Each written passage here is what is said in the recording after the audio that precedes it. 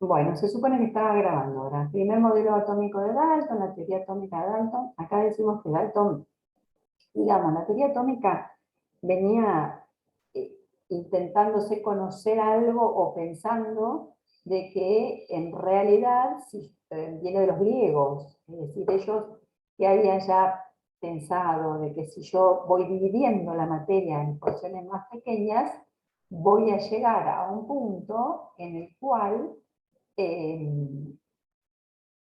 voy a intentar dividir la materia y ya no voy a poder.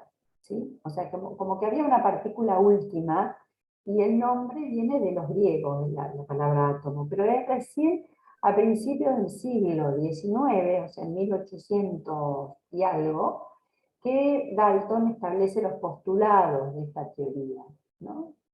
Entonces él va a decir, uno de los postulados dice que cada elemento, cuando decimos elemento, estamos hablando de aquellas sustancias que ellos conocían simples. Nosotros ahora le llamamos elementos a todos los que están en la tabla periódica, para empezar a identificar estas palabras con la asignatura de química. Entonces, todas esas partículas extremadamente pequeñas eran indivisibles y se llamaban átomos.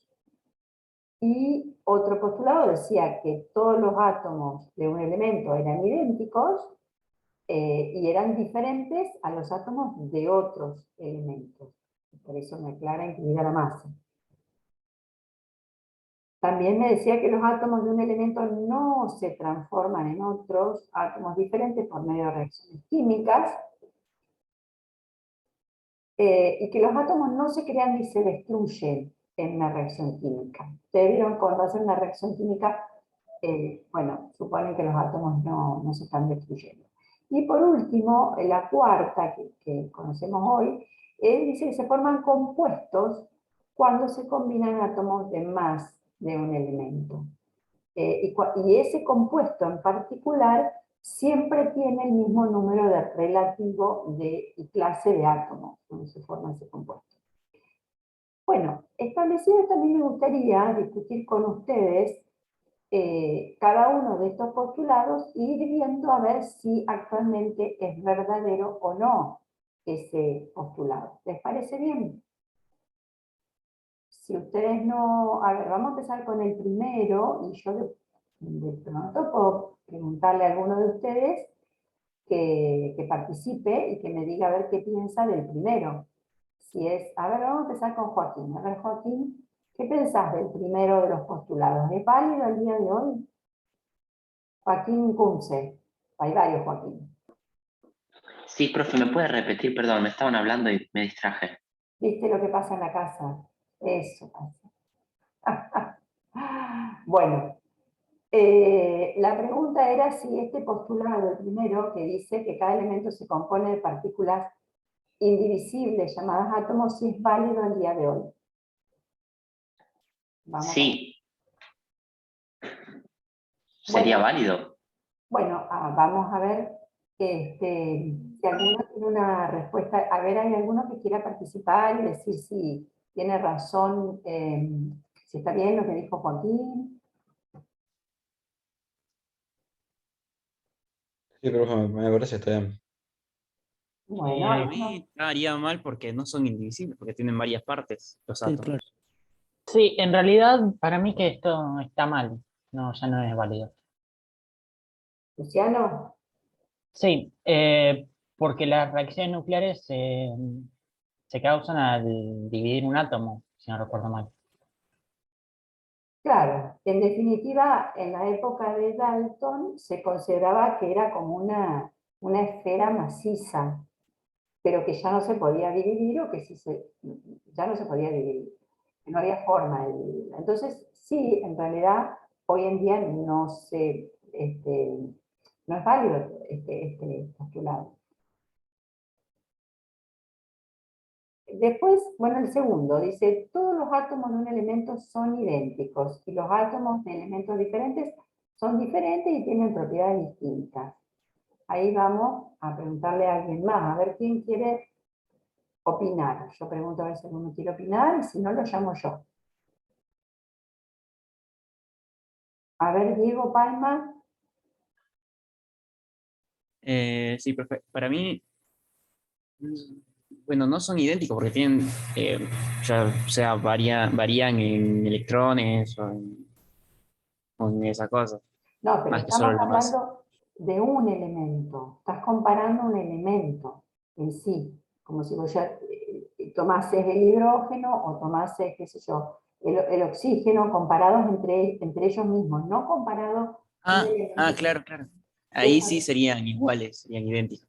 bueno, ahí también vamos a hacer lo mismo que antes. Vamos a preguntarle a alguien más si está de acuerdo, porque somos muchos. A Yo ver, Para creo mí que no. no, Yo para mí no. por la masa no, te diría. Que dice incluida la masa. a ver quién es el que dice. ¿Quién está diciendo? ¿Sandoz puede ser el que habló? No. No, no le ayudo. ¿Quién dijo incluida la masa? Yo, Luca, Lucas. Bueno, Lucas, no te veo en los cuadraditos, pero no importa. A ver, entonces, ¿qué pasa con el tema de la masa? A ver, explícame, Lucas. que por ahí o sea, al variar el número de neutrones, podría ser que la masa no sea diferente y termine siendo la misma. Al variar el número de qué dijiste que no te escuché bien.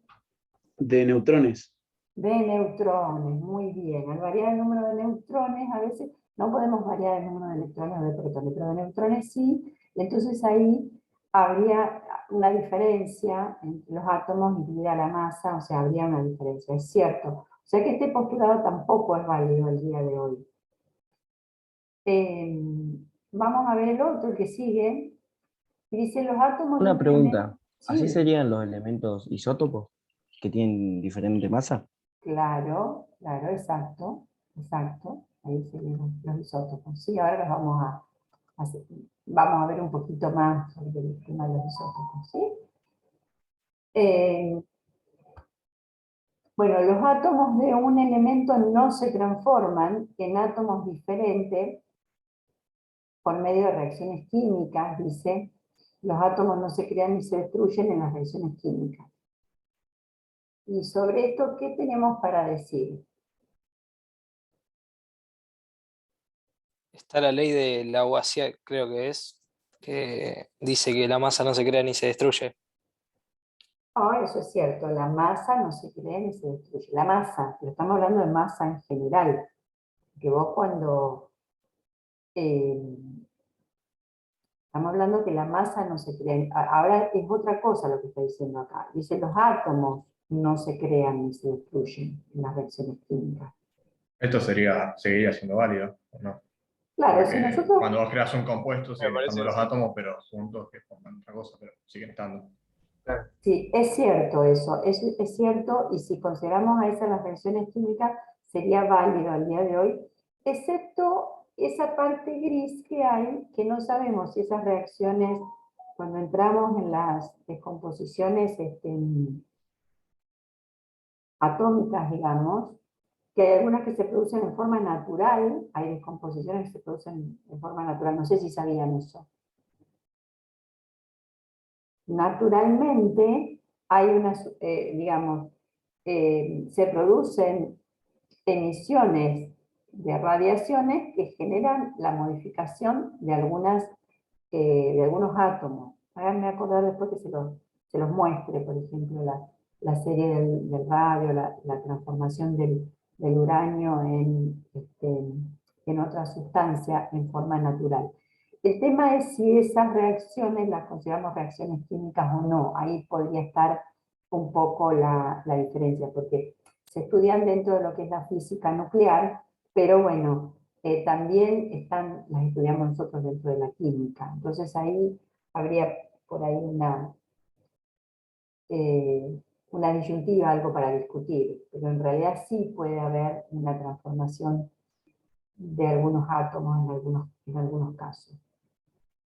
Y por último, dice que se forman compuestos cuando se combinan átomos de más de un elemento, y un compuesto dado siempre tiene el mismo número relativo y clase de átomos. ¿Qué les parece? A ver, Nair, ¿me estás escuchando, Nair Villafuerte? No me están escuchando. ¿Alguien me escucha? No, me parece que no. A ver, Emanuel y Gregorio, ahí tenemos un espacio en el nombre. Ah, ¿Cómo, profe, me puede repetir lo que dijiste? si el último postulado es válido o no. El que dice ahí se forman compuestos cuando se combinan átomos de más de un elemento, y un compuesto dado siempre tiene el mismo número relativo y clase de átomos.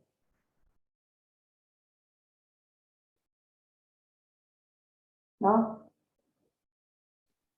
Me mataste. Bueno, a ver, Luciano Franco. No, igual, estoy igual que él. Bueno, a ver, No, yo opino que no. que no, ¿por qué? A ver, Agustín. Porque dice, se forman compuestos cuando se combinan átomos de más de un elemento. Un compuesto dado siempre tiene el mismo número relativo y clase de átomos, pero también podemos tener un alótropo, por ejemplo. ¿Puedes tener qué? Alótropos.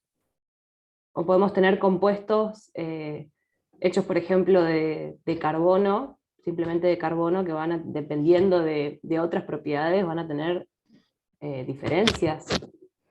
Acá me parece que se refiere a, más bien, a lo mejor vos estás pensando, sí, en el carbono, por ejemplo, cuando aparece como diamante, cuando aparece como grafito, no sé si estás pensando en eso. Sí, no necesariamente, por ejemplo, en eso, pero es un ejemplo. No sé si por ahí no estoy entendiendo otra cosa. Cuando nosotros pensamos en un compuesto, pensamos, por ejemplo, para decir algo simple, en el agua. Lo que me está diciendo que este enunciado es que acá tenemos un compuesto porque se combina el hidrógeno con el oxígeno, ¿no es cierto?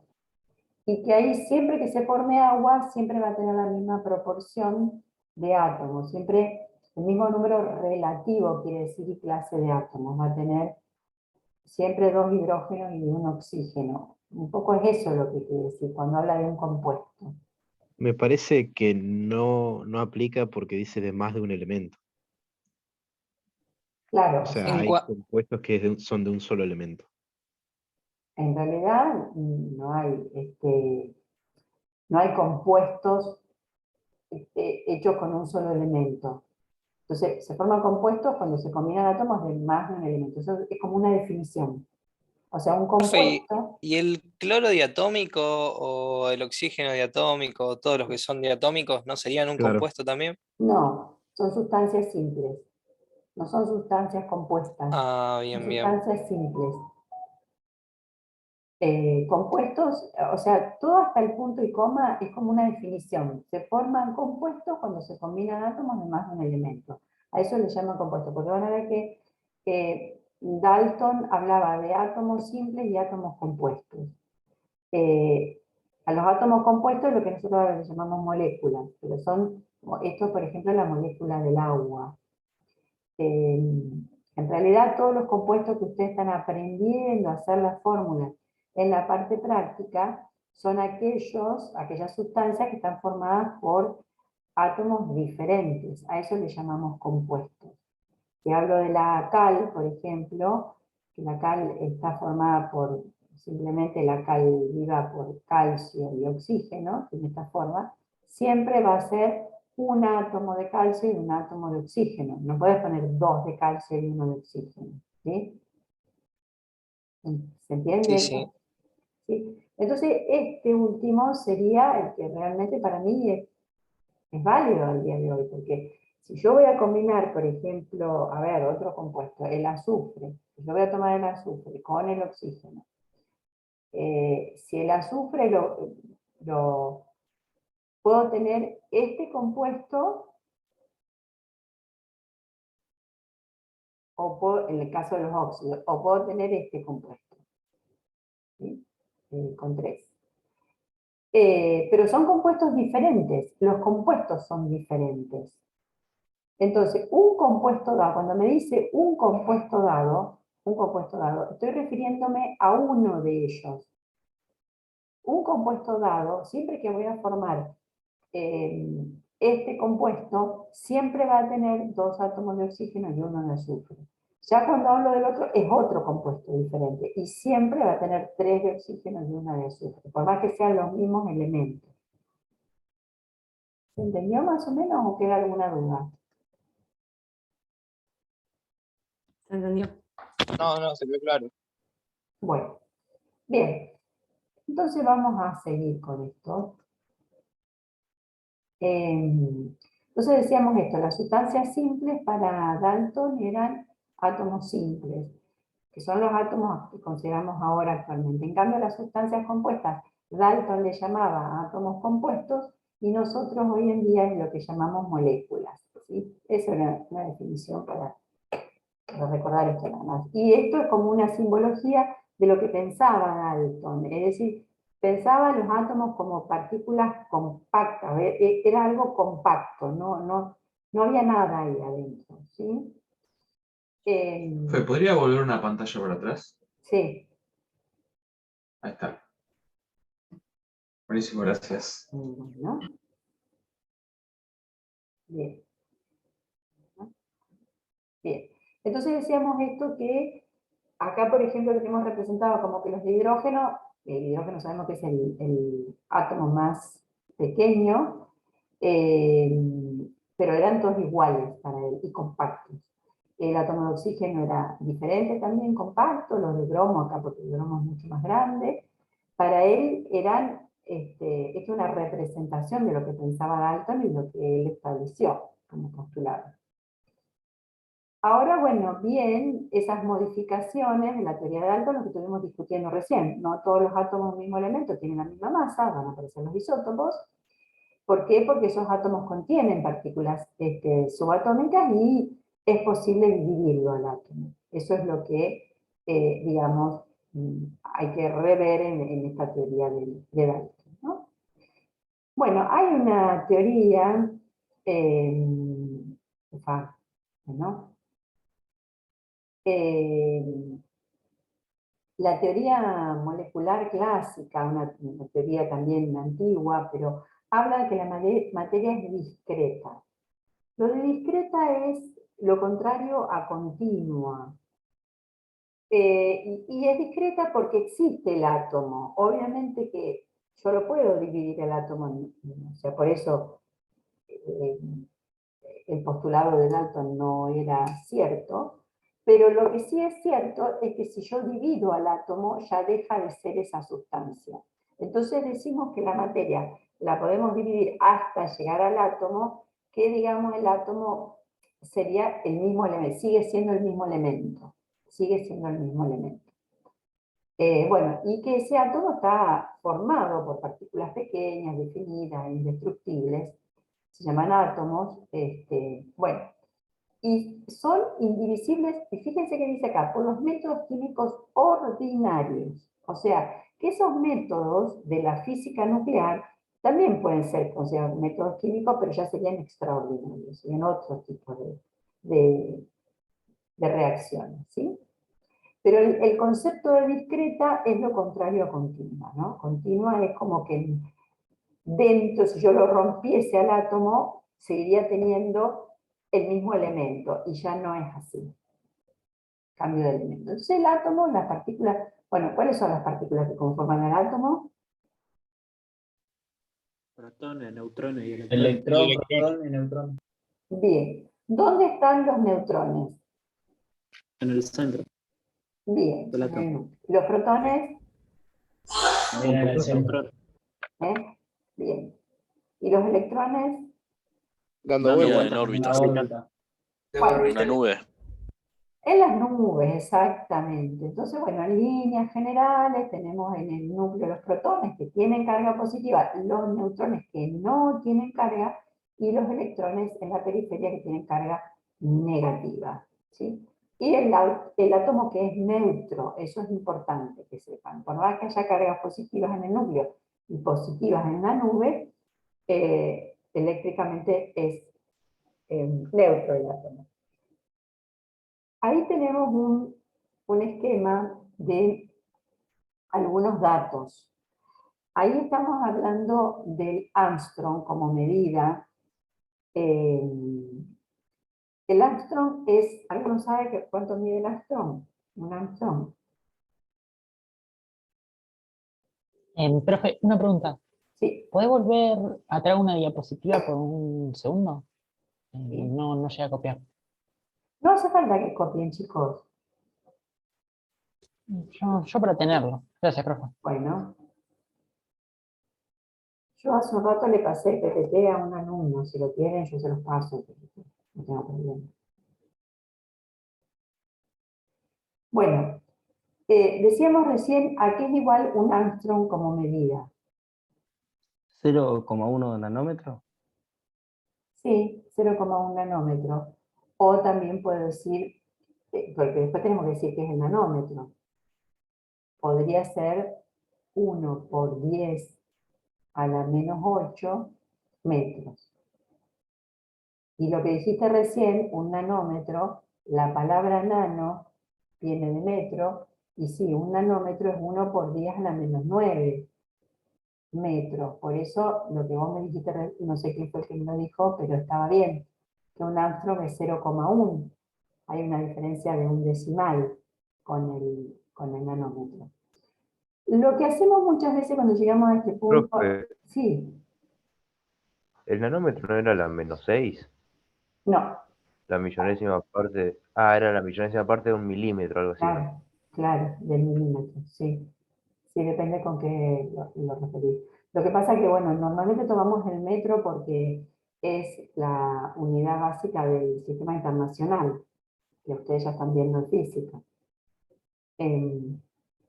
Bueno, lo que hacemos acá es un pequeño ejercicio pensando en que, bueno, a ver, para los civiles acá, nos encargan hacer una maqueta de un átomo en una plaza, ¿sí? Vamos a hacer una maqueta de un átomo y lo vamos a hacer en proporciones. Vamos a elegir una medida para el núcleo, para hacer esa maqueta en una plaza. ¿De qué tamaño harían ustedes el núcleo en una maqueta? A ver, alguno de los civiles que tenga ganas de construir. Uy, no tienen ganas de hacer nada, chicos. ¿Se puede repetir? De 1 centímetro. Bueno, quieren hacer chiquitito, o sea, para la plaza lo vamos a ver ahí con una lupa, pero no importa. Lo hacemos de 1 centímetro, el núcleo. ¿Sí? ¿Están todos de acuerdo? Sí. O de 10.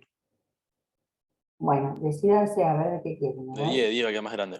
De 10, así se ve mejor. De 10. Bueno, el núcleo, 10 centímetros. Bien.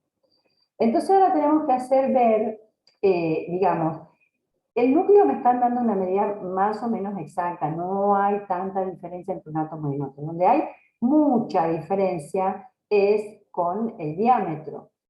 O sea, ¿por qué? Porque tenemos átomos de distintos tamaños. Si quieren, vamos a tomar la medida más chica. Vamos a tomar el átomo más chiquitito, que en relación al núcleo, el diámetro es de un Armstrong. ¿Les parece? Vamos a hacer una maqueta de ese átomo, ¿les parece? Entonces mi pregunta es, a ver los que usan las escalas, ¿de qué tamaño va a ser el diámetro en la maqueta? Si el núcleo es de 10 centímetros, el diámetro, ¿de cuánto es? Me cuesta mucho escribir con esto, pero bueno. Quiero escuchar, a ver, ¿de cuánto fabricamos el diámetro? ¿Cómo hago la cuenta? Yo tengo una escala, tengo que usar, ya elegimos una escala. La escala la tengo establecida, ¿cuál es? Sería el 10 centímetros a la cuarta porque se invierte el 10 a la menos 4 Armstrong. Bueno, para alguno que no lo entendió, podemos hacer una regla de 3 y podemos decir, si los 10, a ver, perdón, voy a borrar.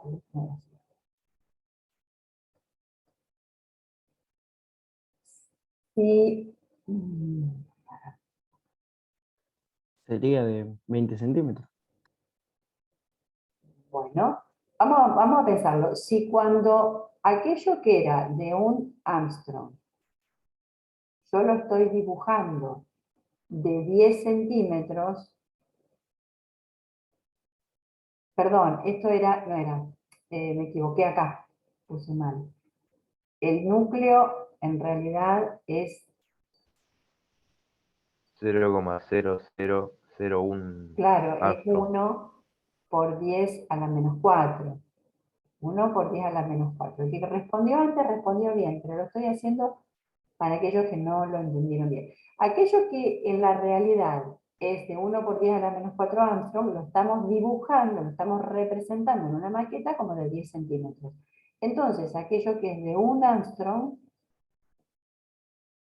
¿qué tamaño va a tener? Como dijo recién alguien, era el 10 centímetros multiplicado por 10 a la cuarta, porque me queda en el denominador, lo paso arriba con número positivo, o sea, son 10 centímetros, sería dividido 1 por 10 a la menos 4, pero lo puedo poner acá como por 10 a la 4, ¿sí? O sea que tengo que a los centímetros agregarle 4 ceros, ¿sí? O sea que me da 100.000 centímetros. ¿Y en metros cuánto es? 1000 metros. 1000 metros, ajá, 1000 metros. Quiere decir que si yo voy a una plaza y hago el núcleo del átomo, el átomo más chiquitito que hay en la tabla periódica, que sería el del hidrógeno, hago el núcleo de 10 centímetros, que tampoco es una exageración, me va a quedar, supóngase que sea el hidrógeno que tiene un solo electrón. Ese electrón va a estar a una distancia de 500 metros. O sea que casi, digamos, para no exagerar, deben ser 4 cuadras. Si voy al centro de la plaza me quedan 500 metros de distancia para encontrar el electrón que va a estar dando vuelta con ese diámetro de 500 metros. ¿Sí? ¿Se imaginan? Eso es el átomo. Con radio 500. ¿Eh? Radio 500. El radio es de 500 metros, sí, el radio es de 500 metros, porque el diámetro... No, usted dijo diámetro. Ah, dije diámetro, perdón. El diámetro es de 1000 metros y el radio sí es de 500 metros. Quiere decir que ahí tengo, ¿qué tengo en el medio? Entre el núcleo y el electrón, ¿qué hay? Espacio vacío. Exacto, espacio vacío. Miren cuánto espacio vacío hay dentro de un átomo. En realidad, como alguien dijo recién, el electrón está en una nube, por eso está dibujado en forma difusa el átomo acá, porque ese electrón no es que está siguiendo una órbita circular como la Tierra alrededor del Sol, sino que está en distintos lugares, o sea, tiene movimientos erráticos y bueno, está en lo que se llama una nube. Pero esto es importante para entender cómo está conformado el átomo y el tema ese de cuánto espacio hay ahí como para comprimir, si queremos pensarlo, ¿no? ¿Se entendió esto o no? ¿Sí? Más o menos. Sí. Bueno, vamos a borrar un poquito todo esto. Vamos ahí más fácil. Bueno. Bien, seguimos entonces, era el ejercicio era este, pero bueno, ya lo hicimos. Vamos a empezar a ver cómo identificamos a esos elementos que tiene el átomo dentro de sí mismo. O sea, es decir, vamos a establecer una nomenclatura para designar al número atómico de cada uno de los elementos que representa la cantidad de protones. O sea, los átomos del mismo elemento tienen siempre la misma cantidad de protones. Como todos los del mismo elemento tienen la misma cantidad de protones, a ese número de protones se le llama número atómico y se representa con la letra Z. Los átomos normalmente son, dijimos antes, eléctricamente neutros, por lo tanto tienen la misma cantidad de electrones que de protones. Acá hay que aclarar una cosa. Cuando hablamos de carga positiva y carga negativa, estamos hablando de que la cantidad es la misma también.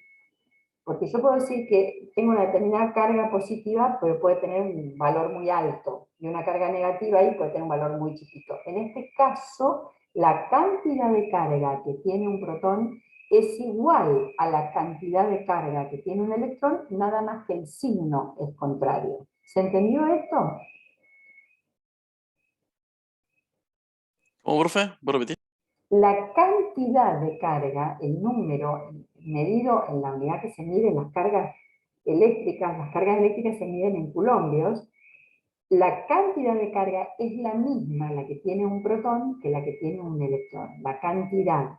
Nada más que una es positiva y otra es negativa. Le hemos puesto, o sea, los investigadores le han puesto ese signo a uno positivo y otro negativo por el hecho de que son cargas que se atraen entre sí. Son cargas opuestas, pero la cantidad es la misma. Por eso tienen los átomos, al ser neutros, tienen la misma cantidad de protones que de electrones, pero solo el átomo neutro.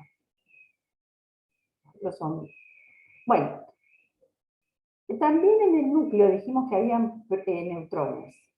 La suma de los protones y de los neutrones da un número, que también representa una cantidad. Eso se llama número másico, o número de masa. Y se representa con ahí si alguno no ve bien al fondo, corran el cartelito del Zoom.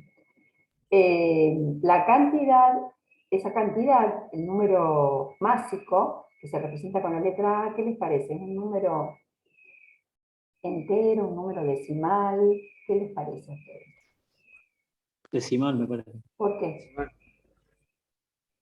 Porque no es exacto el átomo. ¿Y por qué no es exacto?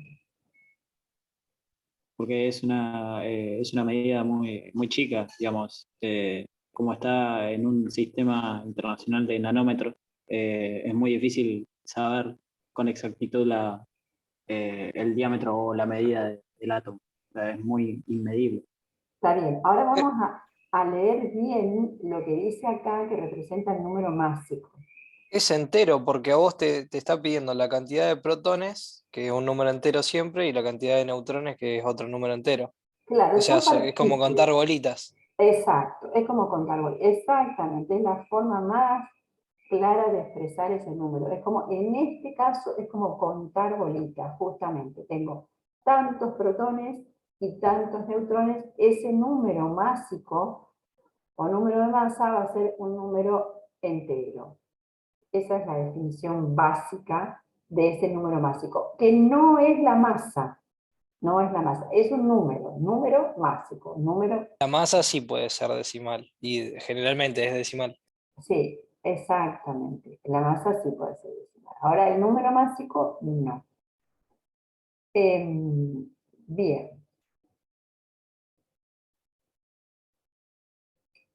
Bueno, en la tabla periódica ustedes tienen, bueno, no está en la tabla periódica el número másico.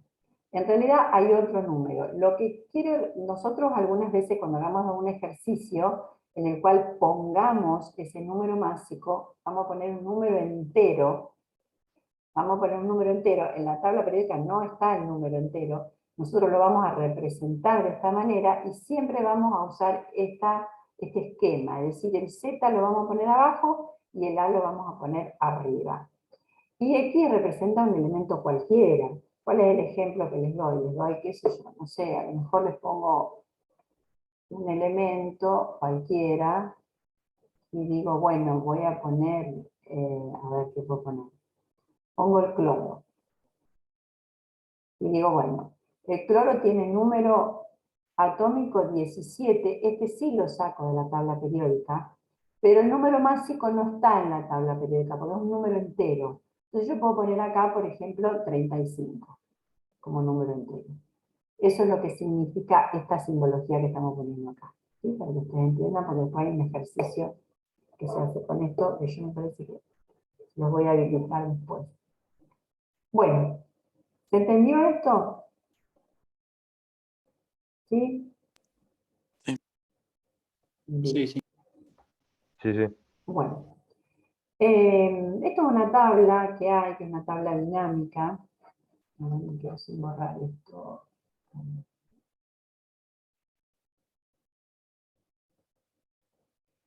Si quieren la pueden ver a la tabla esta, que aparece aquí, a ver vamos a ver si aparece.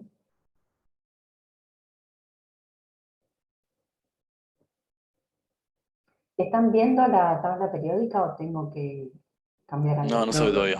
No, profe. Tengo que compartir. Bien. Es una tabla que les permite, cuando se posicionan en alguno de los casilleros, ver el elemento en tamaño ampliado. Y también una serie de, por ejemplo, acá aparece el sodio, por ejemplo, y me da una serie de datos sobre ese elemento que son bastante interesantes. Es una tabla bastante completa en ese sentido, porque todos estos datos a lo mejor en un casillero no los puedo poner, pero de esta manera sí aparecen puestos de esa manera. Y si cambiamos la temperatura, empiezan a cambiar los estados en los que aparecen los elementos, ¿no? Esa es otra posibilidad que tiene. Bien. Vamos a seguir con lo nuestro. Vamos a ver ahora entonces este tema de los isótopos, porque yo creo que algunos de ustedes ya más o menos sabían que eran los isótopos, ¿no? ¿Habrá alguno que nos defina los isótopos, quienes estuvieron hablando? ¿Quién quiere opinar o decir? Los isótopos son átomos que tienen el mismo número atómico pero distinto número másico. Sí. ¿Y por qué tienen distinto número másico?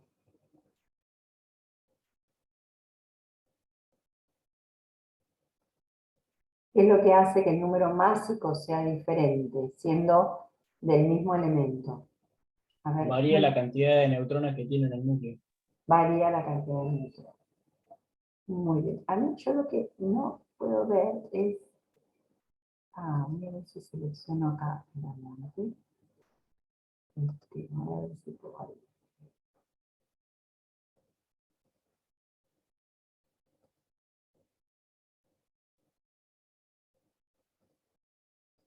Sí, exactamente. Entonces los isótopos son, los átomos del mismo elemento tienen la misma cantidad de protones en el núcleo, pero no todos tienen la misma cantidad de neutrones, ahí es donde difieren, ¿no? Y ahí tenemos un ejemplo, el caso del hidrógeno. En el bien a la izquierda tenemos el hidrógeno más abundante que hay en la naturaleza, que es un átomo que tiene un protón y un electrón. Después hay otros átomos que también pertenecen al hidrógeno, pero que ya tienen un neutrón en el núcleo. Por eso, en este caso, el número másico pasa a ser 2. Y en el último aparecen 2 neutrones en el núcleo, que son estas bolitas rojas, están representadas de esa manera, y en ese caso el número másico sería 3. Y sí, el número atómico, fíjense que es el mismo, tiene que ser el mismo porque la cantidad de protones siempre es la misma para el mismo elemento. En el caso del hidrógeno es el único caso que los isótopos tienen nombre distinto, o sea, al que tiene número másico 2 se le llama deuterio, y al que tiene número másico 3 se le llama tritio. El deuterio es, digamos, el que aparece formando la molécula del agua y se le llama agua pesada, ¿verdad? ¿Eso sabían? El agua pesada está formada por fundamentalmente agua, lo mismo, pero nada más que en vez del hidrógeno con un solo protón que no tiene neutrones, está formada por átomos que tienen un neutrón en el núcleo y tienen una capacidad de refrigeración mayor. Esa es la ventaja de agua pesada, que habrán escuchado hablar del agua pesada, ¿verdad? Profe, ¿el agua pesada es la que se utiliza en las centrales nucleares o no? Sí, porque su capacidad de refrigeración es mayor. ¿Sí? Argentina tiene una planta de producción de agua pesada que está en Arroyito, ahí a la salida digamos, no a la salida, pero en Neuquén, en el camino que va para Bariloche. Bueno, fíjense, en el caso esta es una tabla que tiene varios isótopos. El primero que ponen es el hidrógeno, ¿no? El hidrógeno propiamente dicho. El número Z es el mismo para todos, el número másico cambia. Y fíjense la abundancia en la última columna. El más común es el hidrógeno que no tiene neutrones en el núcleo. Después aparece el deuterio con un porcentaje bastante bajo, Y el tritio que aparece con estas linitas no quiere decir que no exista en la naturaleza, pero existe tan poquito, que, digamos, su tercer decimal, o sea, la milésima, es 0. Entonces me van a aparecer decimales, pero mucho más allá, menores a la milésima, por eso aparece con líneas de puntos, ¿sí? Es muy pequeña la cantidad que hay de tritio en la naturaleza. Bueno, después tenemos el carbono, el más abundante es el carbono que tiene, digamos, si el número Z es 6, o sea, el número atómico es 6, y el número másico es 12, ¿cuántos neutrones tiene ese carbono 12? 6. Tiene 6. Después tenemos el carbono 13, que va a tener 7. Y después tenemos el carbono 14. Fíjense, el carbono 14, que también está en muy pequeña cantidad en la naturaleza. ¿Alguno sabe para qué se utiliza el carbono 14 o la detección del carbono 14? Para los Para los fósiles. fósiles, algo así. Para los fósiles, porque es un isótopo que aparece con el tiempo, y por eso los fósiles, que si no tienen más de 60.000 años, creo que no se pueden detectar, porque los equipos que se disponen no alcanzan a detectar esas cantidades tan pequeñas de carbono 14.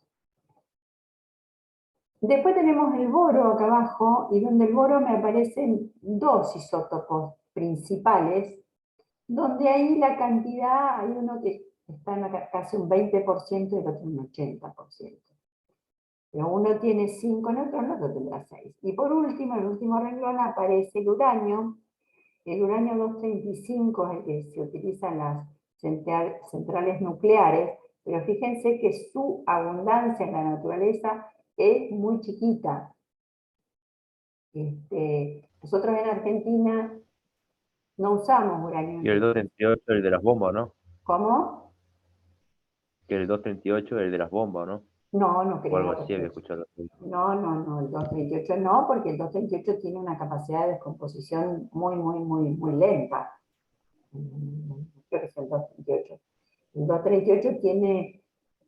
Después vamos a ver en un cuadro donde aparece el periodo de vida media del uranio, que es muy larga el periodo de vida media. Es decir, el 230 probablemente... fíjense que el 235 está en un 0,7% de abundancia. Con el uranio que aparece en la naturaleza, que están los dos, el 238 y el 235, todo ese uranio junto, no es que aparecen separados, aparecen juntos, es el que se utiliza en las centrales nucleares, pero el que reacciona es el 235. Por eso hay algunas centrales nucleares que usan uranio enriquecido. ¿Qué es lo que se hace? Se concentra este uranio 235, pero lo máximo que se llega a concentrar es un 7% del 235. Ahí aplican métodos de velocidades. Por ejemplo, acá tienen ¿cómo se hace para determinar qué porcentaje hay de cada uno de los isótopos en la naturaleza? Aparece la muestra, lo que dice acá la entrada, la muestra es lo que hay en la naturaleza de ese elemento. Lo que tienen acá una placa aceleradora, esa placa aceleradora acelera las partículas, pero ustedes saben que las partículas más pesadas van a tener una aceleración menor que las partículas más livianas. Entonces, esas partículas, además de tener distinta aceleración, al generarle un cambio de dirección, como se le genera en este medio una fuerza centrífuga, como para generarle un movimiento circular, hace que cuando van a impactar en una pantalla que es detectora, se impacten en distintas posiciones. Y eso es lo que permite establecer el gráfico que aparece acá abajo, donde, bueno, el impacto que aparece en las pantallas se traduce en porcentajes y aparece este gráfico que tenemos en la parte inferior, en donde, bueno, según la masa atómica aparece el pico. Por ejemplo, acá, esto seguramente debe ser del 20, que es el 20 es calcio. El 20 es calcio en la tabla periódica. Sí, profe. Bueno, seguramente que es una muestra de calcio. Ah, no, neón, dice, neón. Neón. O sea que el neón, en el neón, acá lo dice, el neón. El neón aparece con número máximo, bueno, aparece con 20 como número máximo. O sea, el más común es el isótopo que tiene 20. El 20, me confundí con el calcio, que es el número atómico. Aparece un 90% ese isótopo, y aparecen otros isótopos con un porcentaje menor, pero más o menos está basado en la aceleración el método de detección, y también se basa en la aceleración el método de separación. Es el mismo fundamento, es decir, el acelerar las partículas y que, bueno, siendo que algunas viajan más velozmente que las otras, de esa manera se lo puede ir separando. ¿Entendió eso más o menos? Bueno, ahora vamos a empezar a ver lo que es el peso atómico, que no tendríamos que decir peso atómico, deberíamos decir masa atómica. En el programa aparece esto de peso atómico, pero el término correcto es masa atómica. ¿Qué es lo que aparece en las tablas periódicas? En la tabla periódica sí me aparece la masa atómica, no el número másico, que vuelvo a repetir, es un número entero. Las masas, pensando en los protones y los neutrones, las masas de los protones y los neutrones son muy similares, mientras que la masa del electrón es mucho más pequeña. Acá me dice 1860 veces inferior a la de un protón. A veces redondeamos este número y decimos 2000 veces menor a la masa de un protón. Por lo tanto, a veces pensamos que la masa de los electrones dentro de lo que es la masa total de un átomo es prácticamente despreciable por la cantidad muy pequeñita con respecto a la masa del protón y del neutrón. Vuelvo a repetir, acá entonces la masa de los protones y los neutrones son muy similares y son mucho mayores que la del electrón. Acá aparece un poco la masa. Fíjense la del protón y la del neutrón. Son muy similares numéricas estas masas, ¿sí? Y tiene un exponente acá de 10 a la menos 24. En cambio, la del electrón, fíjense que aparece con un exponente por 10 a la menos 28. Es mucho más pequeñita que la del protón y del neutrón, ¿sí? O sea que en el átomo va a contribuir, a la masa del átomo va a contribuir mayormente la masa del protón y la masa del neutrón. Bueno, ¿cómo se hace para establecer la masa de los átomos? Ustedes saben cómo se establece, por ejemplo, el kilogramo. ¿Dónde sacamos que un kilogramo es un kilogramo?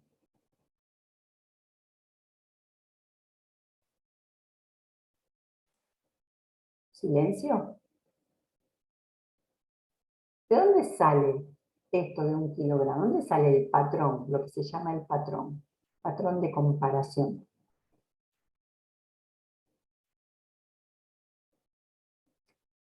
A nivel general hay que ser muy preciso con esto, ¿sí? No estamos hablando de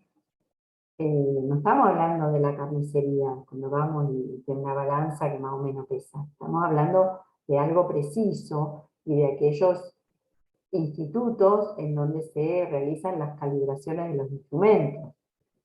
¿De dónde sale el tema del kilogramo? Hay patrones establecidos a nivel internacional. ¿Nosotros vieron en física? No escucho. Sí. Ah, bueno. ¿Y entonces por qué no me cuentan? ¿Qué les dijeron en física? A ver. No me acuerdo.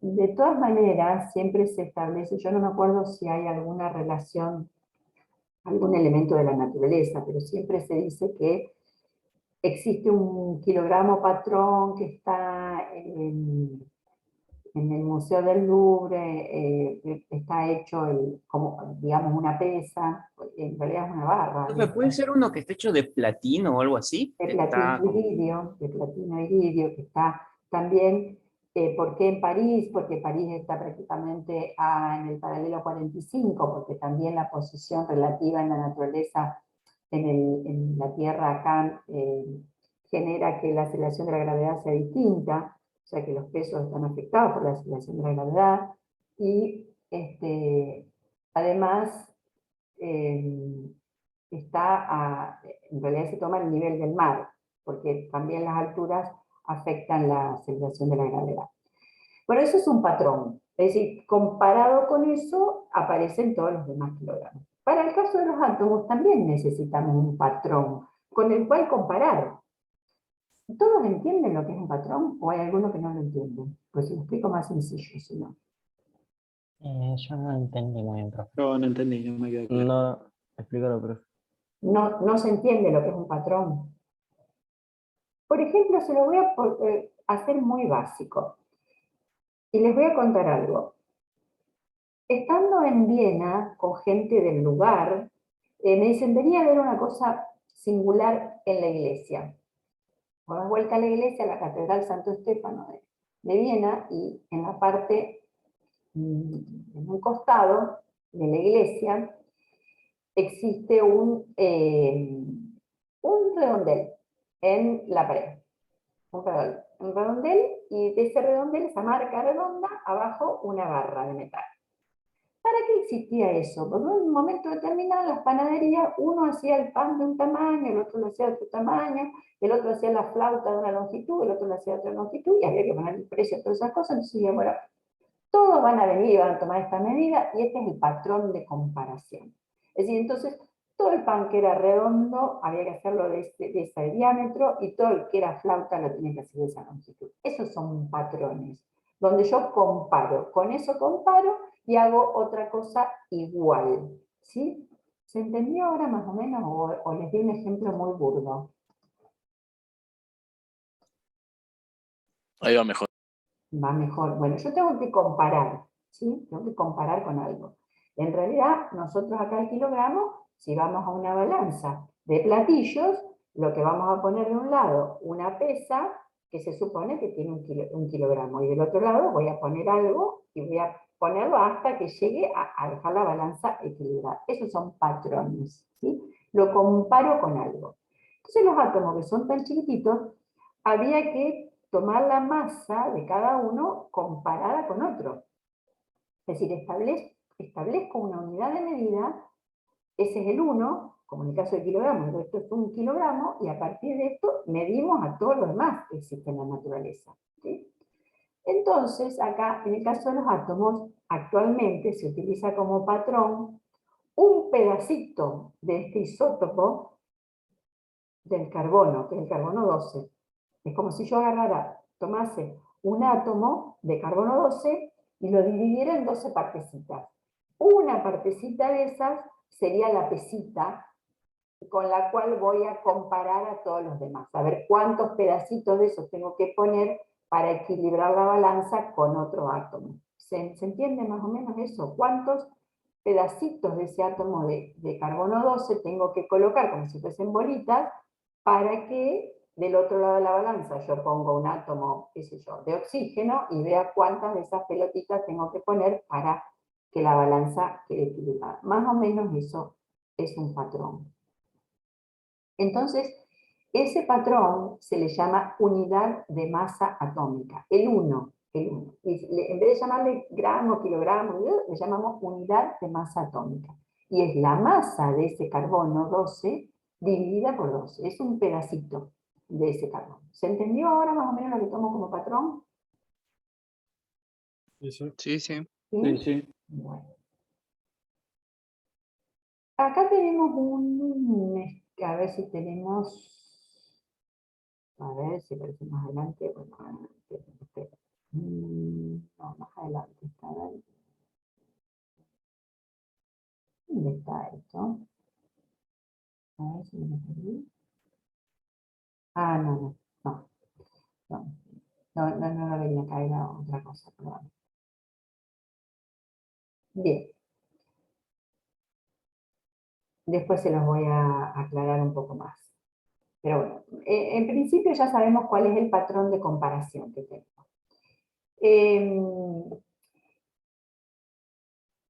Entonces decimos que el átomo de carbono tiene 6 protones y 6 neutrones, las masas son muy similares. Si yo tomo el átomo de carbono y lo divido en 12 partes, es muy probable que cada una de esas partes me quede o un protón o un neutrón, porque las masas eran muy similares. Entonces, prácticamente podemos decir que la masa del protón y la masa del neutrón son aproximadamente iguales a una UMA. ¿Se entiende esto? Si yo, la unidad de medida que tomé es la 12ª parte del carbono, o sea, el carbono dividido en 12, y sabemos que tiene 6 protones y 6 neutrones, y las masas son muy parecidas, es como que cada uno está aportando a ese átomo con una unidad de masa atómica. ¿Sí? Y ese número, un número promedio entre los dos, esa es la UMA, digamos. Es un valor aproximado a la masa del protón y la masa del neutrón. O sea, como que cada neutrón y cada protón estaría aportando a cada átomo con una UMA. Entonces, teniendo en cuenta esto, y sabiendo que los átomos tienen esa cantidad entera de protones y neutrones, la masa debería ser un número entero, medida en UMA, porque la masa se mide en UMA. Entonces, yo voy sumando protones y neutrones y desprecio los electrones, esa masa casi que me debería dar un número entero. Y la pregunta es, ¿por qué? ¿Por qué entonces en la tabla periódica no aparecen las masas como números enteros? Porque lo que aportarían los electrones tendría un decimal tan alejado que ni siquiera lo vería en la tabla. Entonces, bueno, vamos a hacer algún calculito acá. Vamos a tomar el isótopo del boro. ¿Sí? ¿Me están prestando atención? Algunos me dicen, estamos cansados, profesora, queremos hacer un recreíto. Díganmelo porque necesito que me presten atención. Me sirve una banda el recreíto. Ah, sí, profe, vamos bien. Ah, sí, muy bien. ¿Vamos bien entonces?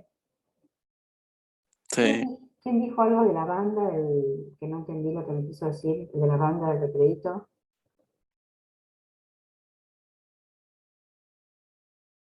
Bueno, yo sigo, porque si no me dicen nada. Bueno, vamos a pensar lo siguiente, que yo tengo el elemento boro de la naturaleza y puedo tomar 1000 átomos de boro. 1000 tomo. Y teniendo en cuenta la abundancia, ¿sí? Teniendo en cuenta la abundancia, dentro de esos 1000 átomos de boro, ¿cuántos átomos de boro 10 voy a tener?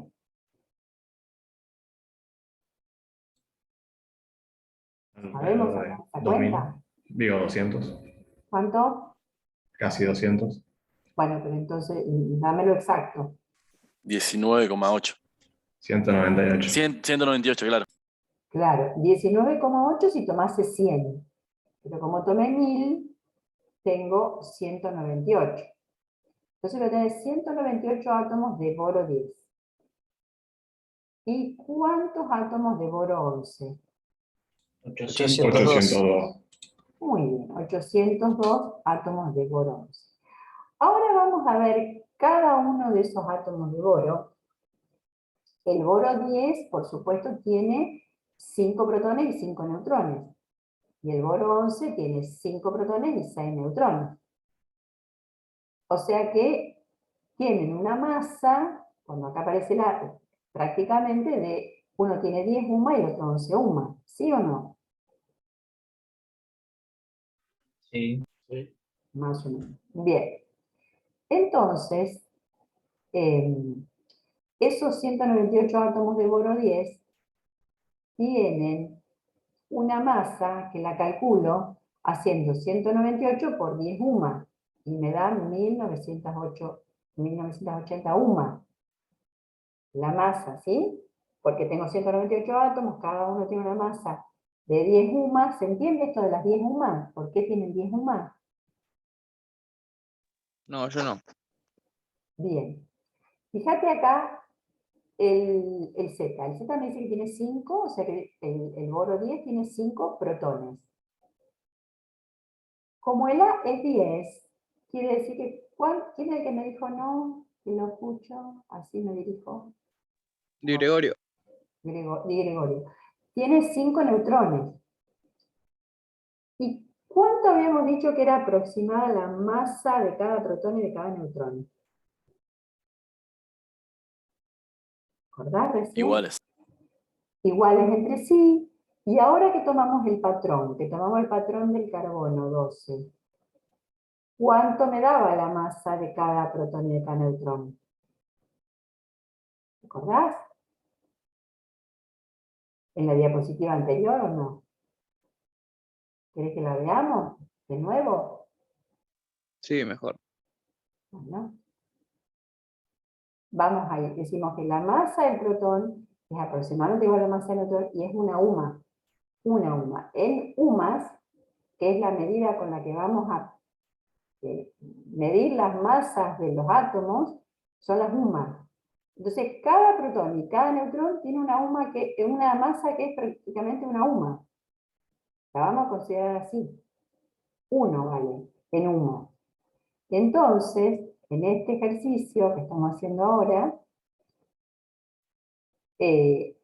por eso, si el boro 10 tiene 5 protones y 5 neutrones, para llegar a una A igual a 10 tiene 5 protones. ¿Sí? Acordate que el número másico es la suma de protones y neutrones.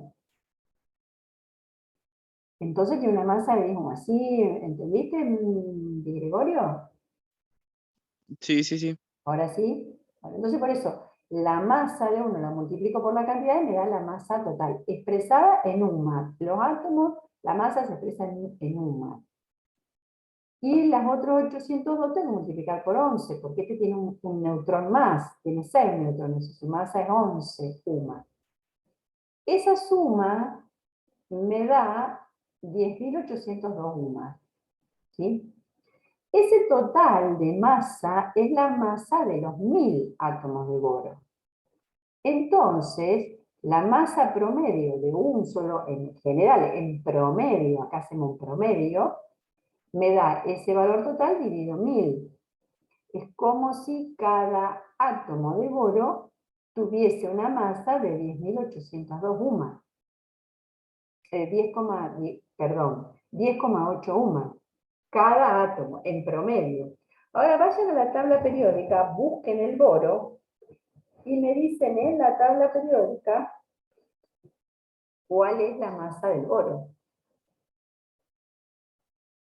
10,81. 10,81, sí. O sea, aparece un número con coma en la tabla, como masa, ¿sí? Entonces, hemos visto un ejercicio en el cual nos va diciendo que según la cantidad de isótopos que haya en la naturaleza de un átomo, es lo que me da de promedio la masa, porque cuando se hacen las investigaciones y se toma, a ver cuál es la masa de un determinado elemento, lo que se hace es eso, un promedio de lo que yo encuentro en la naturaleza. La masa me da un promedio, no me da por separada la masa de cada uno. ¿Sí?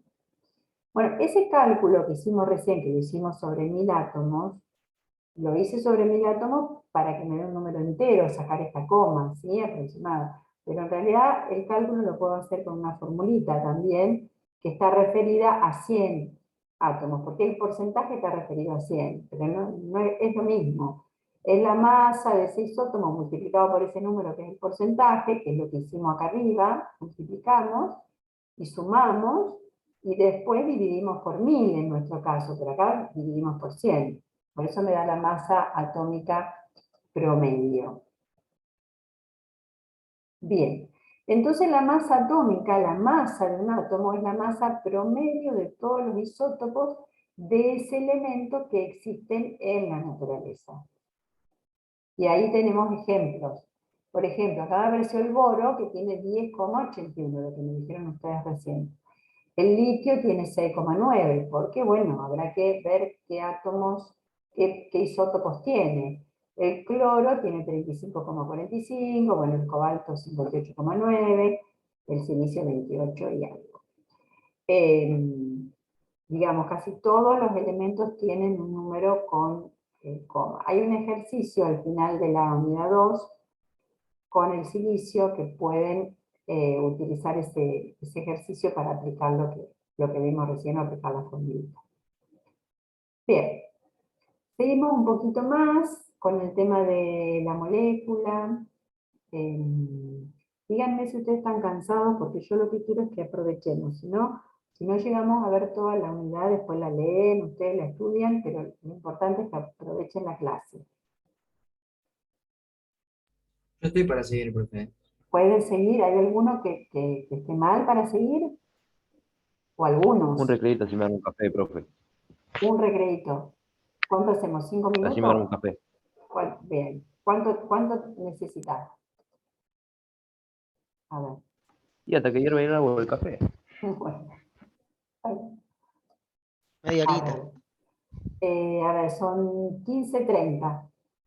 ¿Hacemos 35 o necesitas 10 minutos? 10 minutos. 40. 15:40. ¿Eh? Dale, profe, dale 40. Bueno, 10 minutos. Listo, dale. Ahí estamos.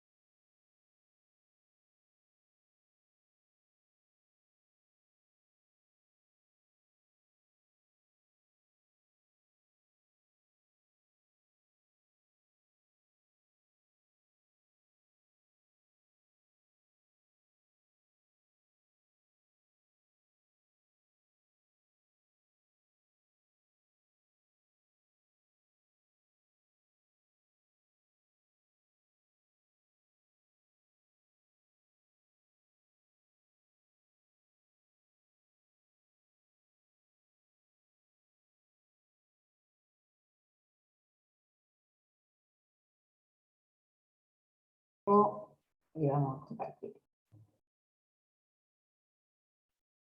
Ahí quedamos atrás. ¿Esta grabación la sube el Classroom? No estoy usando Classroom. Ah, sí, perdón, es verdad. Las Pero horas- si se publica en algún lado, digamos. sí, las anteriores están en YouTube. Ah, buenísimo. Si quieren, les comparto el link. Dale, por favor. Hay otras de años anteriores también ahí. Bueno, ahí estamos hablando de la molécula y decimos que Bueno, el átomo es la muestra representativa más pequeña de un elemento, pero bueno, en el átomo no siempre se conservan las propiedades que tiene el elemento en sí. Por ejemplo, si hablamos de los diatómicos, el oxígeno en forma molecular tiene un comportamiento, y si el oxígeno estuviese en forma atómica tiene otro comportamiento. Pero de todas maneras, el átomo es la muestra más pequeña de un elemento determinado. En el caso de los gases, los gases nobles se encuentran en la naturaleza en forma de átomos aislados, o sea, son monoatómicos como gases. Los demás gases no son monoatómicos, sino que están asociadas las moléculas unas con otras, están unidos. Y bueno, la molécula en definitiva no es otra cosa que una cantidad de átomos asociados o unidos entre sí a través de fuerzas químicas, de enlaces químicos, las uniones químicas, en definitiva. La mayor parte de la materia está en forma de moléculas o iones. Tanto los iones también se forman a partir de los átomos, no son átomos, pero en la naturaleza lo que aparecen son moléculas o iones. Por ejemplo, el oxígeno decíamos que el que está en el aire, en su mayor proporción, lo que tenemos en el aire es el oxígeno diatómico, es decir, 2 átomos de oxígeno, que lo escribimos de esa manera, lo escribimos como O2, oxígeno 2. Pero también existe en la naturaleza el ozono, que es una molécula de oxígeno con 3 átomos de oxígeno. Es, digamos, más rara, el porcentaje es mucho menor, el ozono aparece a lo mejor en los días de tormenta, porque, bueno, por efecto de las descargas eléctricas se puede formar ozono. Entonces, es una de las características de las tormentas, la aparición del ozono. Esos átomos que decíamos, esas moléculas, esos elementos que aparecen en forma de diatómica, ustedes ya se los dijeron en la parte práctica, y las profes les habla de esta palabra Bromcliffe o algo así, que yo me lo olvido siempre, pero en esa palabra les cuesta mucho meter al hidrógeno, por ejemplo, porque no tiene sonido la H. Pero hay otra forma también de recordarla, y es pensar que son 7 los elementos que son diatómicos y que hay que tener en cuenta para escribirlos de esa manera, y si lo vemos en la tabla periódica, esto que está pintado en el naranjadito es el hidrógeno, ahí está el hidrógeno, que está separado del resto, pero los demás forman como si fuese un 7 en la tabla periódica, ¿sí? O sea, es como para recordarlo. En esas posiciones están los elementos. Acá a partir de la columna con número 15 aparece el nitrógeno. Nitrógeno, oxígeno, flúor, acá y después por debajo del flúor los demás halógenos. Los del grupo 17 se llaman halógenos. Donde está el flúor, el cloro, el bromo y el yodo. Para recordar esto, ¿sí? Bueno, otros ejemplos de moléculas, el caso del agua, que tiene 2 átomos de hidrógeno y 1 de oxígeno, el ácido sulfúrico, que ya lo vieron en la tabla periódica, que está formado por 3 átomos distintos. Bueno, y así existen una cantidad de elementos, de compuestos en la naturaleza, formados por distintos átomos. Ahora vamos a ver, nosotros vimos recién el peso atómico, o masa atómica, mejor dicho, y ahora vamos a ver qué pasa con la molécula, cómo sacamos la masa de una molécula. Hablamos entonces de masa molecular y no de peso molecular. Las masas de las moléculas se expresan en UMA. Recuerden esto es muy importante, las masas de las moléculas se expresan en UMA, ¿sí? Masas moleculares expresados en UMA. Se obtienen sumando la masa de todos los átomos que forman la molécula. Por ejemplo, vamos al caso del agua. En el caso del agua, la masa de la molécula, acá está la P, pero bueno, es algo anterior, viejo, digo, el hidrógeno tiene una masa de 1 UMA, lo saco de la tabla periódica, igual y lo redondeo al número, utilizamos siempre números enteros, tiene una sola UMA. Lo multiplico por 2 y voy al el oxígeno en la tabla, porque tengo un átomo de oxígeno, que tiene una masa de 1 UMA. La suma me da 18 UMA, quiere decir que la molécula de agua tiene una masa de 18 UMA. Y bueno, en el caso del ácido sulfúrico, que es lo que habíamos mencionado antes, digo, bueno, hay 2 hidrógenos, entonces tengo que hacer 1 UMA por 2. Después veo que tiene azufre. Voy a la tabla, ¿la tienen a mano la tabla? Busquen el azufre. Sí, 32 dice. 32 UMA, no dice UMA en la tabla periódica, pero tenemos que saber que son UMA. Y hay uno solo, azufre, así que no lo multiplico por nada. Y oxígenos hay 4. O sea que las 16 UMAs del oxígeno tengo que multiplicar por 4. La suma de todo esto me da 98 UMAs. Ponemos el aproximado porque hemos redondeado los valores, ¿sí? O sea que la masa de una molécula de ácido sulfúrico son 98 UMAs, ¿sí? Bien. Vamos a borrar.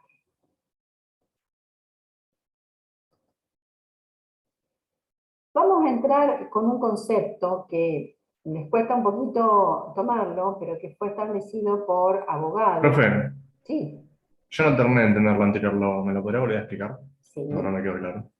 Bien, si querés, vamos a hacer otra cosa. Vamos a ver otro ejemplo distinto que a lo mejor escrito en la pantallita te resulta más fácil.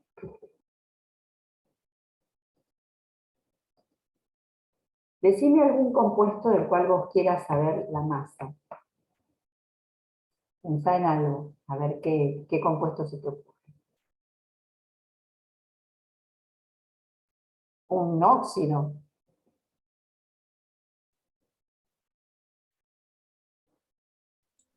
No sé, yo estaba, los de recién, quería saber, bueno, no había nada a entender cómo lo había Bueno, hecho. hagamos un Que ejemplo. era entonces. bastante simple, pero no entendí. Bueno, vamos a hacer el óxido férrico. ¿Sí? Y vamos a ver la fórmula del óxido férrico.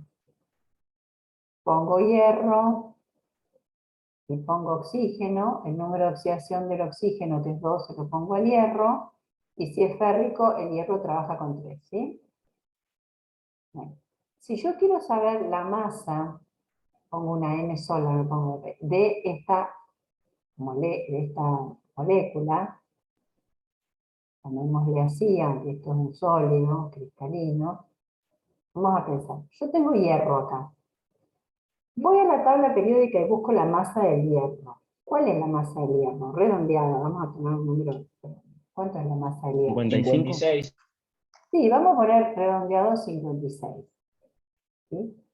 Pero como yo tengo 2 átomos de hierro, y son 56 UMA, porque en la tabla aparece la masa en UMA. Lo vamos a multiplicar por 2, porque tengo 2 de hierro. Y después le tengo que sumar a esta molécula el oxígeno. Voy a la tabla y busco la masa del oxígeno. ¿Cuánto es? 16. 16. 16. Y también son UMA estas, ¿sí? Porque estamos hablando de una molécula. O sea, cuando yo pongo esta M puse, en realidad quiero calcular la masa molecular. Lo aclaro porque después vamos a hacer otra cosa. Molecular. De la molécula. Por eso pongo UMA. Y esta la tengo que multiplicar por 3. Bueno, 58 me da 112 UMA. Y acá este me da 48. Sigue fácil la cuenta. 48 UMA, ¿sí? Y la suma me va a dar 160, ¿no? ¿Se entendió ahí cómo hago el de recién? Era la masa del ácido sulfúrico. El ácido sulfúrico tenía esta fórmula. Ya son 3. Aparecía el del hidrógeno, que es 1 UMA, multiplicada por 2, más la del azufre, que es 32 UMA más el oxígeno, que son las 16 UMA multiplicada por 4. Y eso es lo que me daba, aproximado, dijimos, todo aproximado porque estamos redondeando, 98 UMA. ¿Está ahí entendido? Profe, sí, una pregunta que no tiene que ver con esto. Pasa que a mí en la secundaria siempre todas esas cosas me las dieron con gramos. Y quería saber, porque capaz en la estequiometría, ¿usted utiliza UMAS para hacer estequiometría? No es una pregunta para ahora, sino para saber nomás. Es lo que estamos por explicar ahora. Por eso yo acá les aclaré que estamos viendo masa molecular en este caso. Pero es lo que estamos viendo ahora. Ahora vas a entender un poco eso que te dieron con gramos, porque en realidad yo a lo mejor tendría que haberles puesto, para que no se confundan, una M minúscula.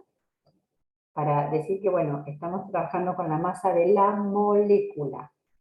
Ahora vas a ver entonces cómo aparece lo que vos has visto en el secundario, que no estaba mal, estaba bien, pero vamos a ver el concepto de mol, ¿sí? Eso vamos a retomar. El que no había entendido, no me quedó claro quién es el que preguntaba, pero lo que quiero saber es si les quedó entendido el tema de cómo calculo la masa de una molécula. Sí, sí, se entendió, profe. ¿Entendió? Bueno. Vamos a ver, en el laboratorio nosotros no tenemos balanzas que pesen átomo por átomo. Tampoco puedo separar un átomo con una pincita para ponerlo en una balanza. Sería imposible. Las muestras que nosotros usamos en el laboratorio tienen muchos átomos. El problema se presenta al tratar de determinar cuántos, cuando yo voy al laboratorio y peso una cierta masa, una cantidad de masa en el laboratorio, digo, bueno, pero ¿y acá adentro? ¿Cuántos átomos hay o cuántas moléculas hay? ¿Sí? Y recién lo que preguntó alguien, lo que dijo, observó, perdonen que no los llamo por el nombre porque no me doy cuenta, dijo, usábamos gramos. Claro, porque en el laboratorio vos vas y pesás algo y decís, bueno, esto está en gramos. El tema es decir, bueno, pero ¿cuántos átomos hay ahí adentro? El tema es complicado por lo siguiente. Nosotros no podemos usar la UMA, que es una cantidad muy chiquita, porque no es práctico utilizarla en el patrón, ¿no? En el laboratorio vamos a usar siempre gramos o kilogramos, ¿no? Entonces hay que encontrar una relación. Sí, yo les voy a hacer este planteo. Si yo tomo una molécula de carbono 12, la masa sería de 12 UMA, ¿no es cierto? Dijimos que el patrón era la 12ª parte, o sea, el carbono dividido en 12 partecitas. Si yo tomo el átomo entero, voy a tener las 12 UMA. Pero yo lo que puedo hacer es tomar más moléculas. Si tomo, en vez de una sola molécula, tomo 1000 moléculas, ¿para qué? Para que aparezca algo en la balanza del laboratorio, la masa me da 12.000 UMA. Me da más. Puedo tomar más moléculas. Y me da 12 millones. Y así sucesivamente. La pregunta sería, ¿cuántas moléculas yo tendría que poner de átomos de carbono, 12, para que la masa me dé 12 gramos? ¿Por qué digo 12 gramos? ¿Por qué dijo 12 gramos? Porque el número es el mismo que tengo acá arriba. Tenía 12 UMA, para que el numerito sea igual. Porque eso sería más práctico, porque miro la tabla periódica y digo, bueno, este número que está acá, yo lo repito, tomo el mismo número que tengo en la tabla periódica, pero en vez de expresado en UMA, expresado en gramos, pero necesitaría saber cuántas moléculas hay. Ese es el tema. Es decir, para encontrar la relación entre UMA y gramos, es lo mismo que decir cuántas partículas tengo, cuántas moléculas, es casi lo mismo, es la misma cuenta, digamos. ¿Cuántas moléculas tengo? Bueno, eso que estábamos expresando es lo siguiente, es decir, si pongo un átomo de carbono del isótopo 12, del otro lado tendría que tener una pesita de 12 UMA. En cambio, si la pesa tiene 12 gramos, y yo del otro lado pongo el carbón, pongo carbono, hasta que la balanza se equilibre, lo que quería saber es cuántos átomos había. Bueno, acá me están dando la respuesta. Hay 6,02 por 10 a la 23 átomos de carbono cuando pongo 12 gramos. Y eso se le llamó un mol. ¿Está? Cuando yo hablo de un mol, hablo de esa cantidad, una cierta cantidad de átomos de carbono tal que su masa va a ser de 12 gramos. ¿Sí? ¿Se entendió hasta ahí o no? Sí. Sí, profe. ¿Alguno necesita volver atrás a entender este concepto? Profe, ¿cómo lo calculás entonces? ¿Cómo calcularon ese número 6,02? Ah, la verdad que no sé cómo, no me puse a profundizar, pero sí lo calcularon. Y se sabe que es ese número, con unos cuantos decimales. La verdad que no profundicé yo cómo lo hicieron, pero sí se sabe que el número es ese, que lo hizo este investigador que fue abogado. Y se establece como el mol y es una de las unidades fundamentales del sistema internacional. Así como ven el kilogramo y todo eso, aparece el mol dentro de las unidades. ¿Sí? Vamos a investigar eso, cómo se hizo, la verdad que no lo sé.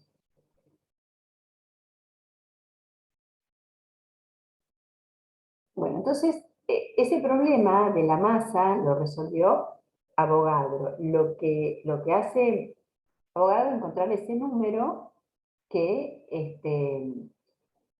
tomamos las masas y las expresamos en gramos, pero lo que tenemos en la tabla periódica, cada vez que ponemos gramos, estoy tomando esa cantidad, estoy tomando 6,02 por 10 a la 23, en ese caso, bueno, átomos de carbono.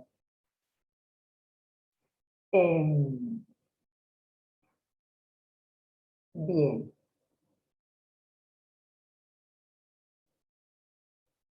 Entonces esa cantidad se determina mol. El mol en sí no siempre está referido a moléculas. Yo puedo hablar de moléculas o de átomos. Si digo un mol de moléculas, contiene 6,02 por 10 a la 23 moléculas. Pero si digo un mol de átomos, contiene esa cantidad, pero de átomos, no de moléculas. Puedo hablar de cualquier partícula, no necesariamente de... Puedo hablar de electrones, por ejemplo. Un mol de electrones contendría esa cantidad de electrones. Entonces, con ese concepto hacemos a veces un ejercicio que es pensar en un mol de pastillas. Porque el mol significa esa cantidad y vuelvo a repetir, una cantidad de partículas que tengo que aclarar qué partículas son. Normalmente, en química, si no aclaramos nada, referimos a mol de moléculas. Pero en la práctica, si me estoy refiriendo a mol de átomos, o a mol de electrones, o a mol de uniones, o a mol de lo que es de protones, o mol de neutrones, tengo que aclararlo. La única que no aclaramos es las moléculas. Entonces, el ejercicio consiste en lo siguiente. Supongamos que tenemos un mol de pastillas tic-tac, y que una persona se puede ingerir esta pastilla, una pastilla por segundo, sin dormir, sin nada. Vamos a hacerlo simple a la cuenta. ¿Y cuántos años necesita esa persona para ingerir un mol de pastillas? ¿Sí? O sea, que el mol, ¿cuántas pastillas? O sea, si se toma o si ingiere una pastilla por segundo, ¿cuántos segundos necesita? 6,02 por 10 a la 23. Claro. Entonces, yo les dejo un ratito para que ustedes hagan la cuenta. Ustedes van haciendo la cuenta, es decir, ¿cuántos años? O sea, tenemos, no sé si se entendió bien, necesita una persona, entonces, esa cantidad de segundos. Necesita 6,02 por 10 a la 23 segundos. ¿Sí? Ahora, entonces ustedes calcúlenme ahora cuántos años necesita. Muchísimos. Claro, ese muchísimos, ¿cuántos es? 1.93 por 10 a la 16. Bueno, ¿cómo lo calculo? Tomé, bueno, el mol y lo fui dividiendo Claro, en según realidad, segundo. para todos los demás, si usamos el método del factor unidad, digo, por cada hora tengo 3.600 segundos. Y ahí ya me aparecen las horas. Después puedo decir, por cada día yo tengo 24 horas. O sea, ¿cómo voy haciendo? Voy transformando para que alguno está más atrasadito. Digo, bueno, acá los segundos, si hago esa cuenta, se van. Acá la cuenta, hora con hora se simplifica, me quedan días. Quiere decir que puedo seguir. Para llegar a años, tengo que multiplicar por, 365 días. claro, un año sobre 365 días. Y me daba ese número que me dijeron recién, que era 1, ¿cuánto? 93. 93 por 10, ¿la cuánto? La 16. A la 16 años. Bueno, me parece que no le alcanza a una persona. Vamos a ver cuántas personas necesitamos y pensemos que una persona va a vivir 80 años y que no le va a pasar nada tomando esas pastillitas, tic-tac y sin dormir y sin nada, ¿no? Vamos a poner 1,93 por 10 a la 16. ¿Les parece? Hagamos esa cuenta. Años para ver. Bueno, vamos a dividir una persona por cada 80 años, le ponemos. Va a quedar a miseria, pero no importa. Pero, profe, en la cuenta esa no tendremos que dividir en voy a multiplicar. No, esta es una multiplicación por lo que llamamos el factor unidad. Es decir, el factor unidad lo puedo hacer por regla de 3, pero este método, lo que vas haciendo, vas poniendo cosas equivalentes. Una hora equivale a 3.600 segundos. Entonces yo multiplico y divido por lo mismo. No sé si les quedó. Esa es una de las primeras clases que hicimos. No, a mí no. ¿No qué? El método... Porque fuiste multiplicando una hora por 3.600 segundos. Estoy multiplicando y dividiendo por lo mismo. Esto se llama método del factor unidad. ¿No lo vieron conmigo esto? Capaz que no. ¿No? No, yo no lo recuerdo. Yo lo sé, pero no sé si es porque me lo diste. Yo lo sé, pero de otro lado. Bueno, háganme acordar que les tengo un power ahí como para, o se los paso el power del factor unidad. O sea, es lo mismo que en matemática. Ustedes en matemáticas, si yo tengo, por ejemplo, el número 5, ¿sí? Y yo digo, multiplico arriba y abajo por algo que es equivalente. Multiplico por 4 y divido por 4. ¿Qué obtengo? Obtengo 20 cuartos, que es lo mismo. 20 cuartos es lo mismo que 5, es equivalente. Hay una equivalencia. Cuando yo multiplico y divido por lo mismo, no estoy alterando. Lo que en el caso de física o del cambio de unidades, que esto es muy importante, yo multiplico y divido por dos cosas que son equivalentes. Multiplico por una hora y divido por 3.600 segundos porque una hora tiene 3.600 segundos. Es lo mismo.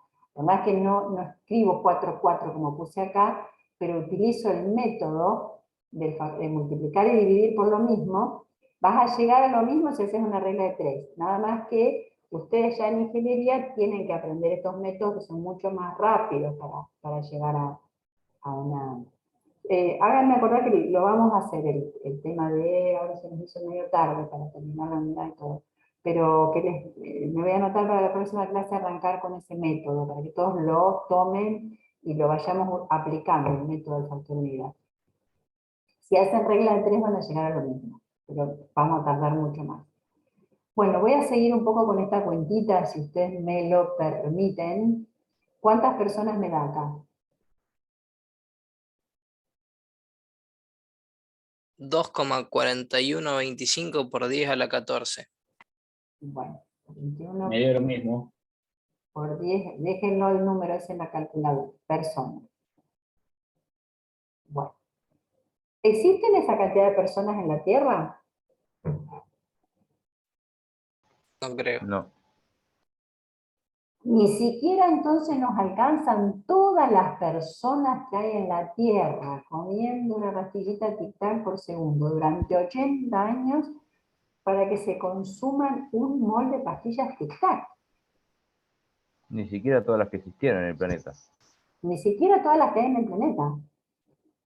Bueno, entonces ahora hacemos un último cálculo y decimos cuántos planetas Tierra necesito para que entre todos esos planetas Tierra, con todas esas personas arriba, puedan comerse un mol de pastillitas tic-tac. Entonces tenemos que establecer cuántas personas viven en la Tierra.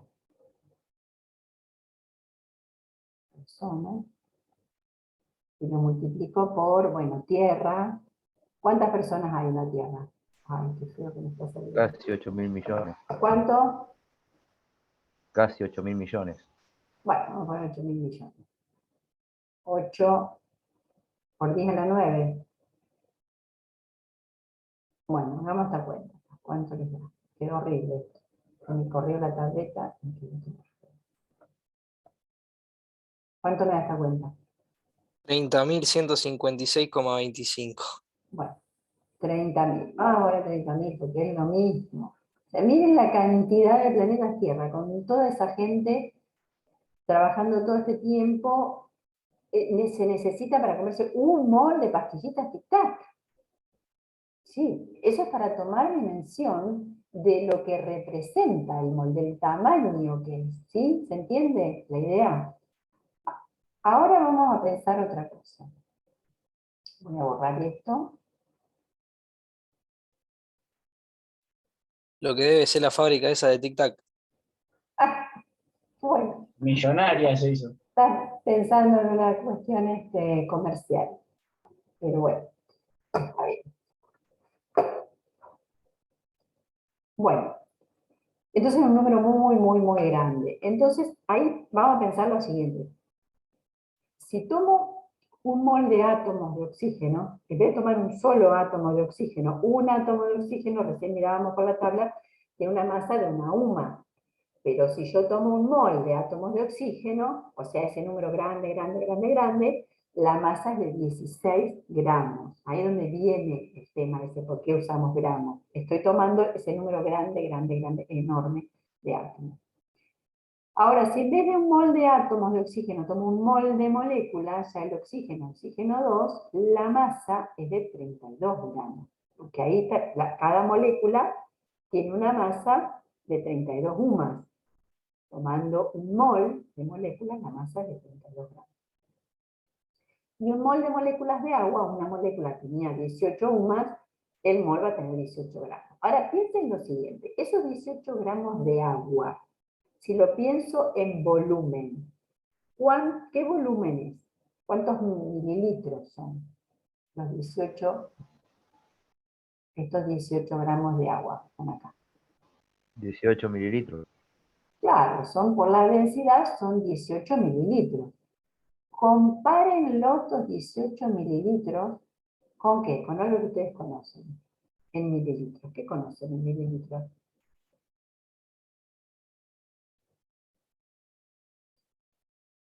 ¿Con qué lo pueden comparar? A ver, algo que conozcan ustedes.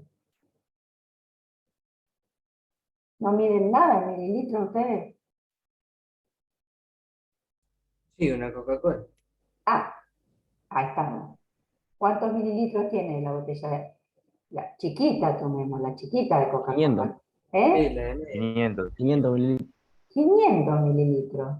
500 mililitros. La botellita de agua chiquita también tiene 500 mililitros. Mirá lo que son estos 18 mililitros. Es nada con respecto a los 500. Un poquitito así chiquitito. En ese poquitito chiquitito. Una tapita. Claro. Ahí adentro existe ese número enorme, enorme, enorme de moléculas de agua. Porque existen esos 18 mililitros, como es un mol de moléculas, son 6,02 por 10 a la 23 moléculas en un mol, ¿sí? Que están contenidas en esos 18 mililitros. Imagínense el tamaño que tienen, ¿no? Eso es para un poco tomar conciencia. ¿Estamos? Bien. Bueno, acá estamos ya hacia el final de la unidad.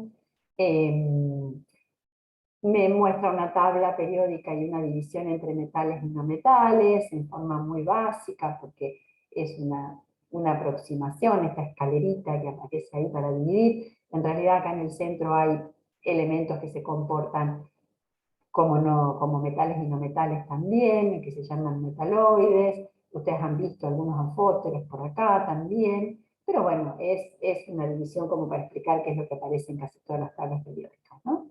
Y van a encontrar una tabla en la unidad que la tienen que estudiar con las características de los metales y de los no metales, ¿no? Hay algo interesante acá, el tema que dice, los metales tienen tendencia a formar iones positivos porque los metales pierden electrones, generalmente como pierden electrones, pierden cargas negativas y quedan con más protones de los electrones, por eso le van sobrando cargas positivas. Por eso los metales tienen esa característica, la característica de poder ceder los electrones que están en la periferia. En cambio, los no metales tienen tendencia a formar iones negativos porque ellos tienen la posibilidad de tomar electrones. Entonces, si toman un electrón, adquieren cargas negativas. Eso es una característica importante que quería que vieran. Aparece también en esta tabla mencionada más los gases nobles, que en la tabla periódica están en el grupo 18, la última columna. Que, bueno, los gases nobles tienen esta característica que dijimos que son monoatómicos, o sea, no forman moléculas con 2 o con 3 átomos porque tienen poca capacidad para reaccionar o para unirse, o sea, tienen fuerzas entre ellos muy débiles, fuerzas intermoleculares. Puntos de fusión, están en relación con propiedades como los puntos de fusión y de ebullición, que son muy bajos.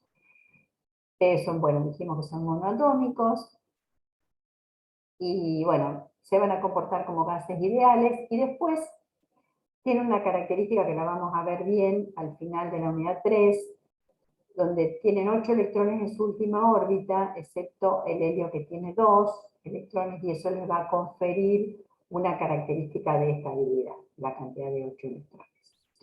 Vamos a ver un ejercicio que nos va a ayudar a completar una actividad que yo se las voy a dejar preparada para que la terminen. No la tengo armada para otra comisión, pero les voy a hacer una copia para ustedes específica. Me voy a demorar unos minutos en preparársela, pero después de las 5 seguramente ya la van a tener disponible. En esa ejercitación van a tener que ir completando, por ejemplo, en una tabla, determinados casilleros que les pida la ejercitación. Por ejemplo, en el caso del helio, lo buscan en la tabla, y acá me muestra el helio y me muestra un 4. Ese 4, en la posición que está, representa el número másico, que es un número entero. Voy a la tabla y me encuentro que el Z, o sea, el número atómico es el 2. Entonces van a tener que completar con 2. Esto si estuvieran haciendo un ejercicio. Es muy similar al ejercicio que les va a quedar para que ustedes hagan. Después tengo que completar el número másico. ¿Cuál sería el número másico en este caso? 4. El 4. Bien, completo 4. Protones, ¿cuántos tengo que poner? 2. 2. Bien. ¿Y neutrones? 2. También 2, porque es la diferencia entre estos dos números. También 2. Y electrones también 2. Bien.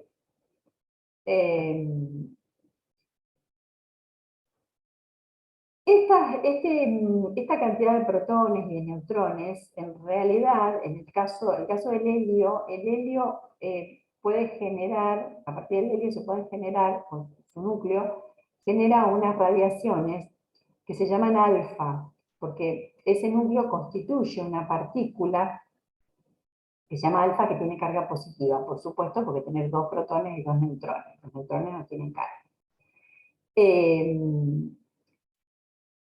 Esa partícula alfa tiene una masa. ¿Cuál sería la masa de esa partícula alfa?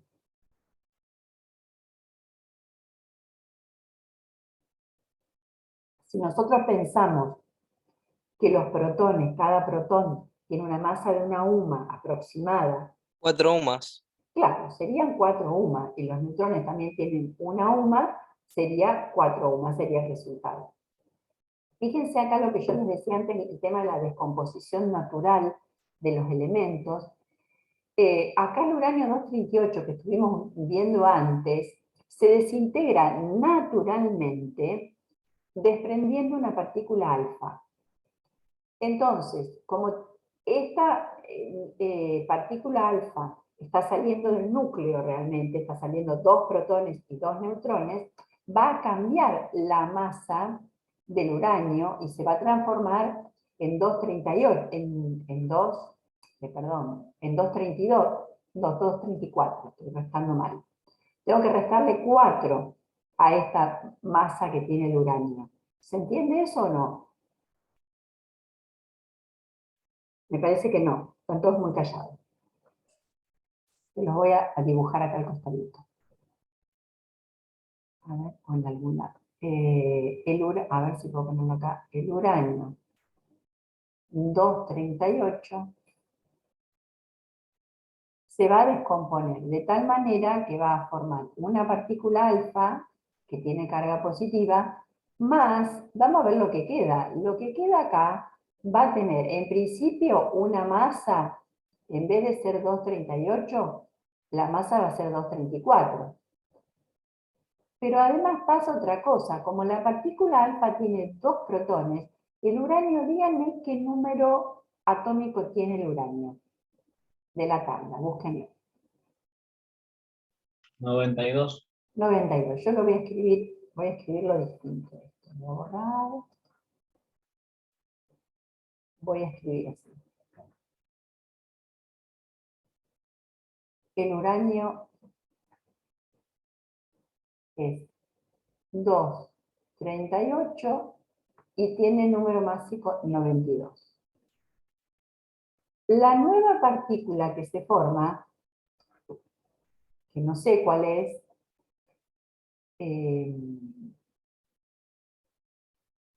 vamos a ponerle que es desconocida esa partícula, no sé qué partícula es, pero me doy cuenta que si pierde una partícula alfa, está perdiendo 2 protones y 2 neutrones, ¿verdad?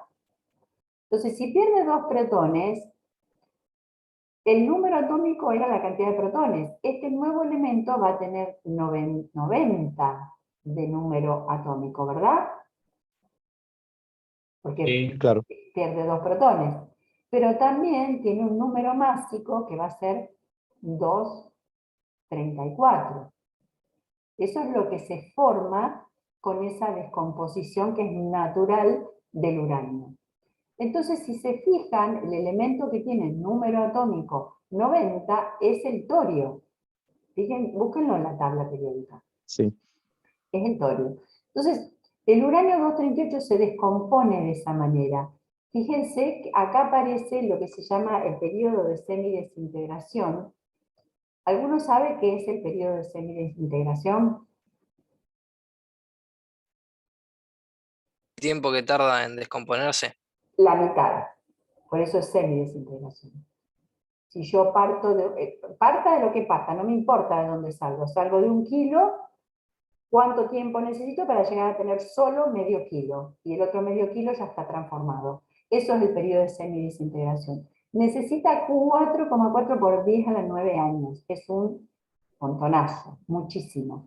Por eso el uranio 238 se utilizó en su momento para estimar la edad de la Tierra, por la composición o la cantidad de estos, no sé cómo, pero lo hicieron a través del uranio 238.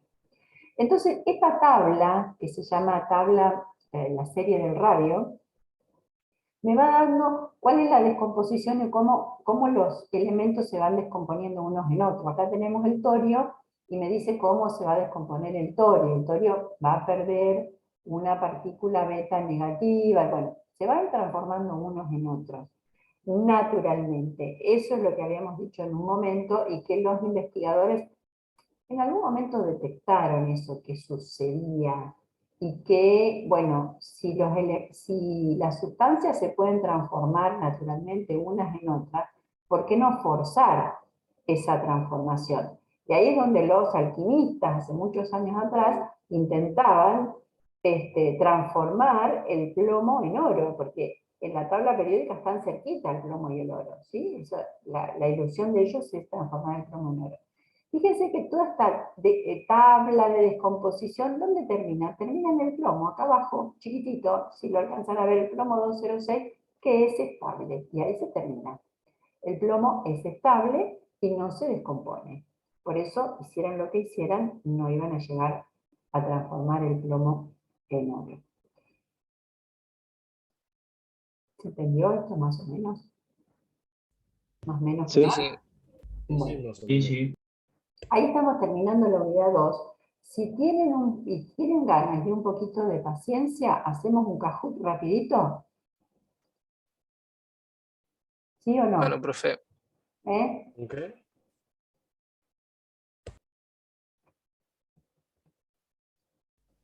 ¿Todos saben lo que era el Kahoot?